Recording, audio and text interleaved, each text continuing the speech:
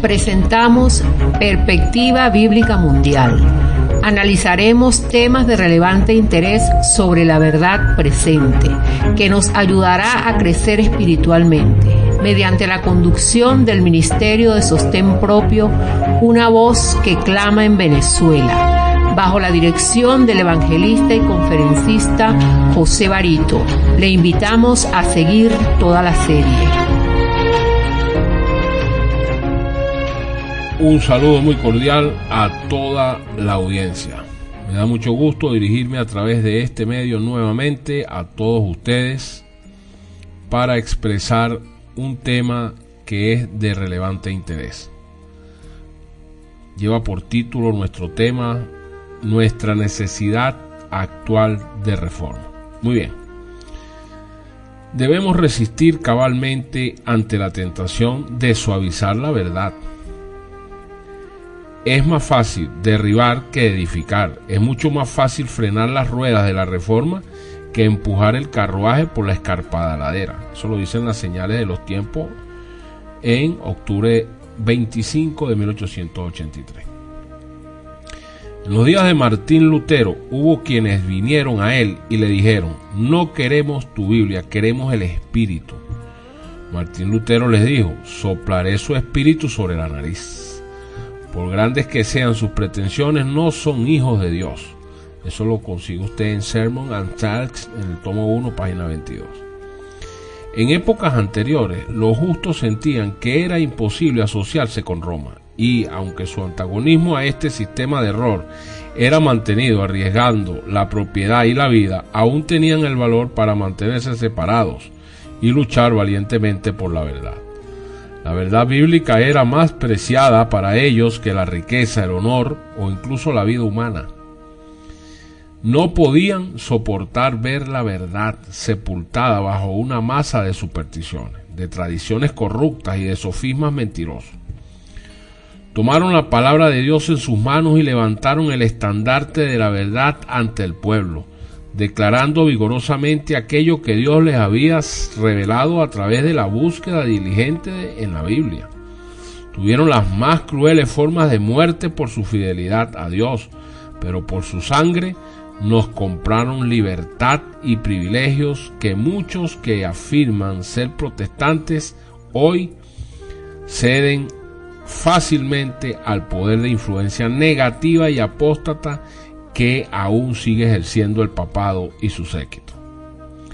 La voz de Lutero, resonando en valles y montañas, sacudiendo a Europa como un terremoto, convocaba a un ejército de nobles apóstoles de Jesús.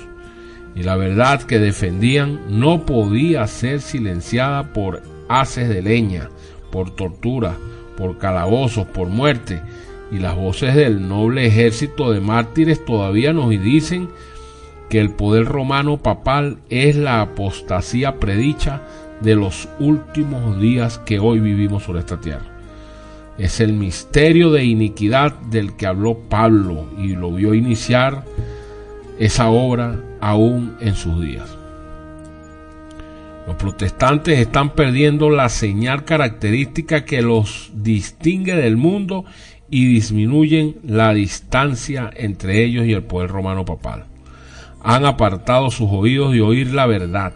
Han estado pocos dispuestos a aceptar la luz que Dios derramó sobre su senda y por lo tanto están entrando en tinieblas. Hablan con desprecio de la idea de que habrá un renacimiento de la cruel persecución del pasado por parte de los romanistas y de los que se asocian con ellos. El papismo es la religión de la naturaleza humana y las multitudes aman una doctrina que les permita cometer pecados y no obstante los libera de sus consecuencias. La gente necesita tener alguna forma de religión y esta religión de origen humano, pero que reclama la autoridad divina, satisface la mente carnal. Los hombres que piensan que son sabios e inteligentes se apartan orgullosamente de la norma de justicia, es decir, los 10 mandamientos, y no creen que esté en armonía con su dignidad al escudriñar los caminos de Dios. Por lo tanto, entran en caminos falsos, en caminos prohibidos, se vuelven autosuficientes, engreídos, según el modelo del Papa y no según el modelo de Jesucristo. Aunque ha sido demostrado que los días de grandes tinieblas espirituales eran favorables al romanismo papal, también será demostrado que días de gran luz intelectual también son favorables a su poder, porque las mentes de los hombres se concentran en su propia superioridad y les desagrada retener a Dios en su conocimiento. Roma reclama infalibilidad y los protestantes siguen en la misma línea. No desean buscar la verdad y avanzar hacia mayor luz. Se encierran en prejuicios y parecen dispuestos a engañar a otros y a ser engañados. Pero aunque la actitud de las iglesias sea desalentadora, aún no hay necesidad de descorazonarse, porque Dios tiene un pueblo que preservará la fidelidad a su verdad, que hará de la Biblia y solo la Biblia su regla de fe y doctrina, que elevará la norma y sostendrá en alto el estandarte en el que está escrito, abro comillas, los mandamientos de Dios y la fe de Jesús, como lo expresa Apocalipsis 14:12. Valorarán un evangelio puro y harán de la Biblia el fundamento de su fe y doctrina. Para un tiempo como este, cuando los hombres echan a un lado la ley del Señor de los ejércitos, es aplicable la oración de David, abro comillas, tiempo es de actuar, oh Jehová, porque han invalidado tu ley. Salmos capítulo 119, versículo 126. Estamos acercándonos a un tiempo cuando un desprecio casi universal se acumulará sobre la ley de Dios, y el pueblo que guarda los mandamientos de Dios será severamente juzgado y perseguido. Pero perderán su respeto por la ley de Jehová porque los demás no ven ni comprenden sus demandas obligatorias. Que el pueblo que guarda los mandamientos de Dios, como David, respete la ley de Dios en la misma proporción de aquellos hombres que la echan a un lado y acumulan falta de respeto y desprecio sobre ella. Recordemos aquella voz de hace 500 años. Lutero fue la voz de hace 500 años, que se rehusó a cambiar el yugo de Cristo por el yugo del papado. Esta fue su única ofensa, pero fue suficiente para poner en peligro su vida. La atención de todo el imperio había sido dirigida sobre este único hombre, y todas sus amenazas y súplicas no habían podido hacer vacilar su fidelidad a Dios y a su palabra. Lutero no podría haber mantenido su firmeza sin ayuda. Uno mayor que Lutero estaba con él, controlando su mente, santificando su juicio e impartiéndole sabiduría en cada momento de peligro. Si el reformador hubiera cedido un solo punto, Satanás y su ejército hubieran obtenido la victoria. Pero la inquebrantable firmeza de Lutero, bajo la mano de hierro del Papa y su curia romana, fue el medio de emancipar a la Iglesia y comenzar una nueva y mejor era. La influencia de este hombre, que se había atrevido a pensar y actuar por sí mismo en asuntos religiosos, afectaría a la Iglesia y al mundo, no solo en su propio tiempo, sino en todas las generaciones futuras. Su firmeza y fidelidad fortalecerían a todos aquellos que pasaran por una experiencia similar, hasta el fin de los tiempos. Esta fue la obra de Dios. La defensa de Lutero ante la dieta de Worms fue una de las escenas más magníficas registradas en la historia. El poder y la majestad de Dios se destacan por encima del consejo de los hombres, por encima del fuerte poder de Satanás. ¿Dónde estamos ahora? Pues no ha cambiado en nada el modo en que trabaja Satanás contra Dios y contra su palabra. Se opone hoy tanto como en el siglo XVI a que las escrituras sean reconocidas como guía de la vida. En la actualidad los hombres se han alejado mucho de sus doctrinas y preceptos y se hace muy necesario volver al gran principio protestante, la Biblia, únicamente la Biblia como regla de fe y del deber. Satanás sigue valiéndose de todos los medios de que dispone para destruir la libertad religiosa. El mismo poder anticristiano que rechazaron los protestantes de antaño procura ahora con redoblado esfuerzo restablecer su perdida supremacía. La misma adhesión incondicional a la palabra de Dios que se manifestó en los días tan críticos de la reforma del siglo XVI es la única esperanza de una reforma en nuestros días. Pero las muchedumbres cierran los oídos a la verdad y prefieren fábulas. El apóstol Pablo, refiriéndose a los últimos días, dijo lo siguiente: porque vendrá tiempo cuando no sufrirán la sana doctrina. Segunda de Timoteo capítulo 4 versículo 3. Ya hemos entrado de lleno en este tiempo. Las multitudes se niegan a recibir las verdades bíblicas porque éstas contrarían los deseos de los corazones pecaminosos y mundanos, y Satanás le proporciona los engaños en que se complacen. Pero Dios siempre ha tenido y tendrá en la tierra un pueblo que sostendrá la Biblia, y la Biblia sola, ¿sabe?, como piedra de toque de todas las doctrinas y base de todas las reformas. Ni las opiniones de los sabios, ni las deducciones de la ciencia, ni los credos o decisiones de concilios tan numerosos y discordantes como lo son las iglesias que representan, ni la voz de las mayorías, nada de esto, ni en conjunto ni en parte, debe ser considerado como evidencia en favor o en contra de cualquier punto de fe religiosa que pueda minar la causa de Dios. Antes de aceptar cualquier doctrina o precepto, debemos cerciorarnos de si los autoriza un categórico "así dice Jehová". Satanás trata continuamente de atraer la atención hacia los hombres, en lugar de atraerla hacia Dios. Hace que el pueblo considere como sus guías a los obispos, pastores y profesores de teología, entre comillas, en vez de estudiar las escrituras para saber por sí mismos cuáles son sus deberes.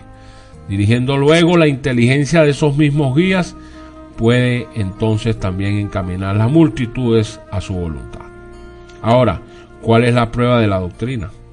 El profeta declara una verdad por la cual podemos probar toda doctrina. Él dijo: a la ley y al testimonio, si no dijeren conforme a esto, es porque no les ha amanecido. Isaías capítulo 8 versículo 20. Aunque el error abunda en el mundo, no hay razón para que los hombres permanezcan en el engaño. La verdad es clara, y cuando se le compara con el error, se puede discernir su carácter. Todos los súbditos de la gracia de Dios pueden comprender lo que se requiere de ellos. Mediante la fe podemos conformar nuestras vidas a la norma de justicia, porque podemos apropiarnos de la justicia de Cristo. Todos los artículos de fe, todas las doctrinas y creencias, por muy sagradas que sean consideradas, deben ser rechazadas si contradicen las claras declaraciones de la palabra de Dios. Si la Biblia apoya la doctrina que hemos sostenido en el pasado, estamos justificados en retenerla, porque la palabra de Dios nos da el fundamento para nuestra fe. Los oráculos sagrados deben ser estudiados con corazones humildes y ferviente oración, a fin de que podamos llevar la verdad que vemos claramente declarada a nuestra vida práctica cotidiana. Así daremos evidencia que conformamos nuestra vida con las enseñanzas de la palabra de Dios. Jesús nos presenta dos clases que han sido dotadas de un entendimiento de la verdad divina. Una clase no solo oye sus palabras, sino que también las ejecuta, y la otra clase las oye, pero no las cumple, no le interesa. Aquellos que ven las evidencias de la verdad y no obstante se niegan a andar en su luz, porque ven que haciéndolo estarían obligados a sacrificar algunas de sus opiniones, de sus negocios o de alguna otra ventaja temporal, que dejan de lado sus convicciones y rechazan un claro "así dice el Señor", y se vuelven de la verdad a las fábulas, aplicando e interpretando mal las escrituras de tal modo que parezcan sostener sus errores. Estas personas se someten a las calamidades pronunciadas sobre Corazín y Betsaida. En los días de Cristo fue esta clase la que fue indicada por sus palabras cuando dijo: ay de ti, Corazín, ay de ti, Betsaida, porque si en Tiro y en Sidón se hubieran hecho los milagros que han sido hechos en vosotros, tiempo a que se hubieran arrepentido en silicio y en ceniza. Por tanto os digo que en el día del juicio será más tolerable el castigo para Tiro y para Sidón que para vosotras. Y tú, Capernaum, que eres levantada hasta el cielo, hasta el Hades serás abatida. Porque si en Sodoma se hubieran hecho los milagros que han sido hechos en ti, habría permanecido hasta el día de hoy. Por tanto os digo que en el día del juicio será más tolerable el castigo para la tierra de Sodoma que para ti. Eso lo expresa Mateo capítulo 11, versículo 21 al 24. La experiencia debe ser probada por la palabra. Hay muchos que afirman que han sido santificados a Dios, y sin embargo, cuando se presenta ante ellos la gran norma de santidad, se excitan grandemente y manifiestan un espíritu que demuestra que nada saben de lo que significa ser santo. No tienen la mente de Cristo, porque quienes están verdaderamente santificados han de reverenciar y obedecer la palabra de Dios tan pronto como es abierta delante de ellos, y expresarán un vehemente deseo de saber qué es la verdad en que cada punto de doctrina allí está establecido.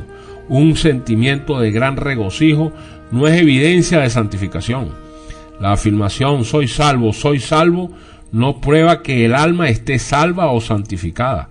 A muchos que están grandemente excitados se les dice que están santificados, cuando los tales no tienen una idea inteligente de lo que significa el término, porque no conocen las Escrituras ni el poder de Dios.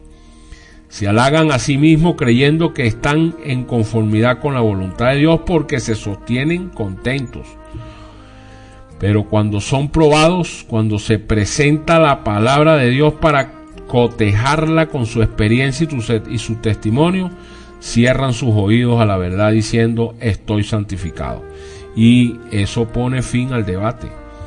No querrán escudriñar las Escrituras para saber qué es verdad y comprobar que se han engañado terriblemente a sí mismos. La santificación significa muchísimo más que un arranque de sentimientos. Excitación no es santificación. Únicamente la completa conformidad con la voluntad de nuestro Padre que está en los cielos es santificación. Y la voluntad de Dios está expresada en su santa ley. La observancia de todos los mandamientos de Dios es santificación. Evidenciar que somos hijos obedientes a la palabra de Dios es santificación. La palabra de Dios debe ser nuestra guía, no las opiniones o ideas humanas. Los que han de ser verdaderamente santificados escudriñen la palabra de Dios con paciencia, con oración y con humildad y contrición de alma. Recuerden que Jesús oró: santifícalos en tu verdad, tu palabra es verdad. Eso registra Juan capítulo 17, versículo 17. El cristianismo es simplemente vivir de toda palabra que sale de la boca de Dios. Debemos creer en Cristo y vivir en Cristo, quien es el camino y la verdad y la vida. Tenemos fe en Dios cuando creemos en su palabra. Confiamos en Dios y lo obedecemos cuando guardamos sus mandamientos. Y amamos a Dios cuando amamos su ley. Creer una mentira no podrá ninguno de nosotros en el camino de ser santificado. Si todos los ministros del mundo nos dijeran que estamos a salvo aunque desobedezcamos algún precepto de la sagrada norma de santidad, eso no disminuirá nuestras obligaciones ni haría menor nuestra culpa si rechazamos un claro harás o no harás. No necesitamos pensar que porque nuestros padres obraron de un cierto modo y murieron felices, nosotros podemos seguir sus pasos y ser aceptados al rendir el mismo servicio y hacer las mismas obras que ellos realizaron. Nosotros tenemos más luz que la que ellos tuvieron en sus días, y si hemos de ser aceptados por Dios, debemos ser fieles en obedecer la luz y caminar en ella como lo fueron ellos al recibir y obedecer la luz que Dios les envió. Debemos aceptar y perfeccionar la luz que brilla en nuestro sendero tan fielmente como ellos aceptaron y perfeccionaron la luz que iluminó su sendero en su generación. Hemos de ser juzgados de acuerdo con la luz que brilla en el templo del alma en nuestros días. Y si seguimos esa luz, seremos hombres y mujeres libres en Cristo Jesús. En consecuencia, se hace necesario un llamado a la reforma. Vendrá el día, y no está lejano, cuando se deberá rendir cuentas por las oportunidades desperdiciadas, las horas malgastadas y los privilegios descuidados. La naturaleza, el efecto de toda nuestra vida pasada está registrado en los libros del cielo. No podemos cambiar las cifras, no podemos deshacer el pasado, ni borrar el registro del bien hecho o del mal cometido.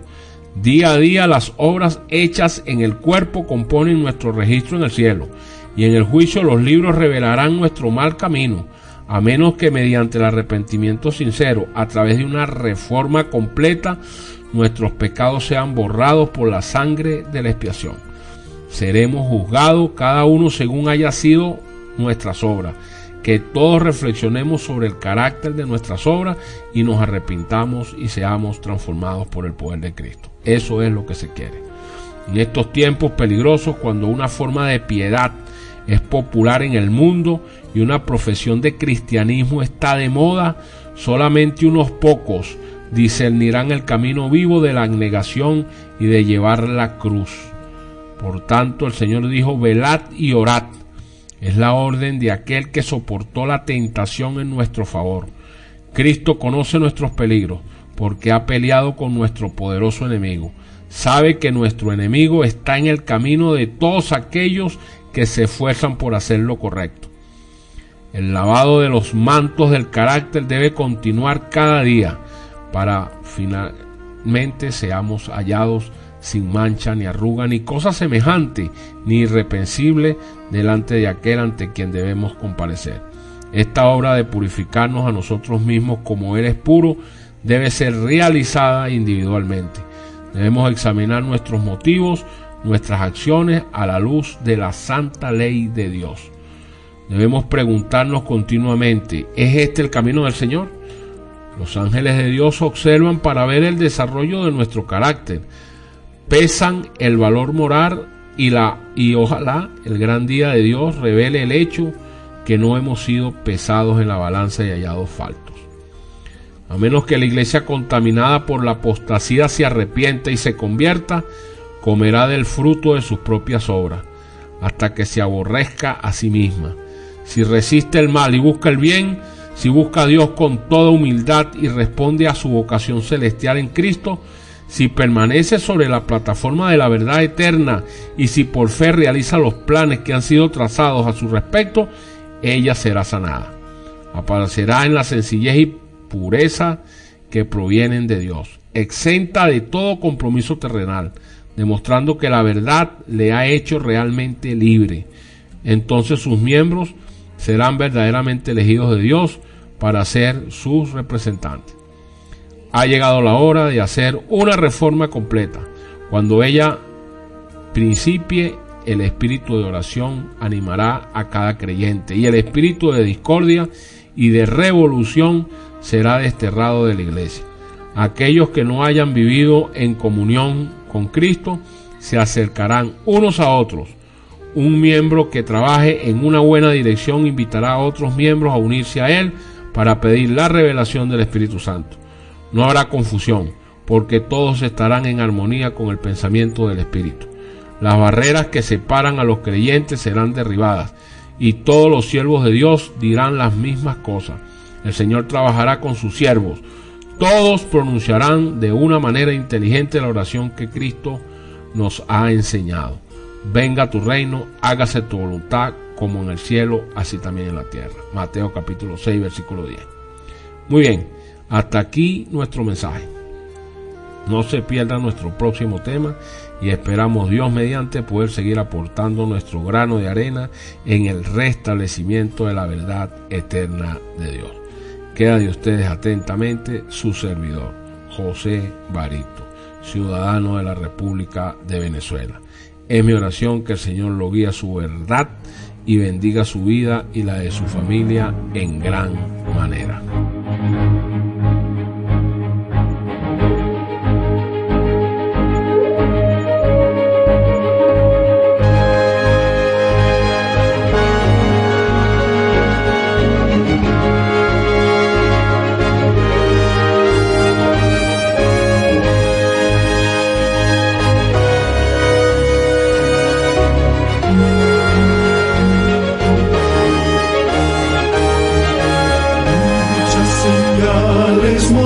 mirándonos están.